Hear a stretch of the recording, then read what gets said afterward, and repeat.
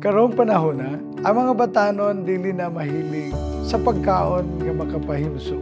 Lahi na ang ilang gusto nga kaunon. Ang dalagete na ila nga vegetable basket sa probinsya sa Subo. Mahinungdanon gyud nga mapasabot sa mga ginikanan atong mga magtutudlo o sa komunidad ang kaayuhan sa pagkaon o butanon. Ikinahanglan nga magmugna og bagong mga recipes aron mainganyo sa pagkaon o makapahimsog ang mga kabatanunan kay sila ang kaugmaon sa atong nasod. Tungod sa among pagtuo nga ang himsog nga panglawas makahimo og himsog nga komunidad.